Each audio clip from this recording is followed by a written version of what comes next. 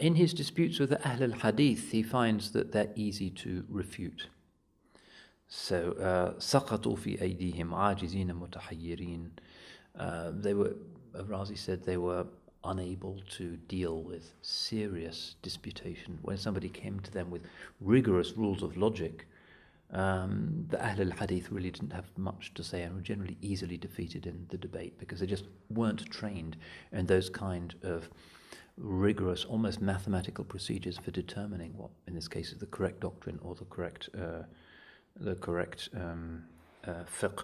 This is, again, an issue that we have in our contemporary context. So many arguments amongst Muslims nowadays are based on semi-competent or incompetent individuals taking what they think to be the meaning of a single hadith and not really using any kind of general awareness of what the hadith taken as a totality might mean without having any real fiqh or deep knowledge, the wisdom of the religion which will enable them to see how the hadith should be used.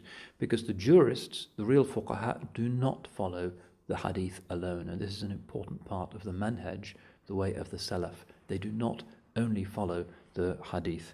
You have to have fiqh as well. So Sufyan ibn Uyayna, who's one of the great imams of the salaf, even says, and it sounds a bit edgy, al-hadithu madillatun illa lil-ulama, or illa lil-fuqaha in another riwayah. Hadith is a source of misguidance except for the jurists, except for the real scholars. Because any Tom, Dick or Harry can find a book of hadith, maybe find it even in translation, and can say, oh, this is Allah's law. But no, you have to have the fiqh, the understanding of how the law is applied, how to use a hadith, how to determine a hadith, what's abrogated, what's not abrogated, correct Arabic. If you don't have those things, then you're going to be a source of misguidance. And this is the way of the salaf. Never interpret a hadith according to its superficial meaning unless you're really a super scholar who knows these intellectual instruments and can avoid making these errors. Ibn Wahab, again, a great student of the Malikis, used to say this: but for Malik and Al-Layth, I would have been lost. I used to believe that everything related from the Prophet ﷺ must be put into practice. That was his view. If it's in a hadith, you have to follow it. That was his early understanding. And when he encountered the fuqaha, he would see that, no, there is a larger structure of fiqh which is determined by the scholars on the basis of the correct understanding of the hadith. But the hadith is not an alternative to fiqh. Imam Ahmad also used to say, it's quite characteristic of Imam Ahmad's approach, quoting from one great hadith scholar, Yahya al-Qattan, if somebody follows every rukhsa in the hadith, they become fasiq. In other words, you can be a great hadith scholar and you can find that there are hadiths which genuinely authorize some concession, some easy approach. You can follow those hadiths, you're Ahlul Hadith, but you become fasiq.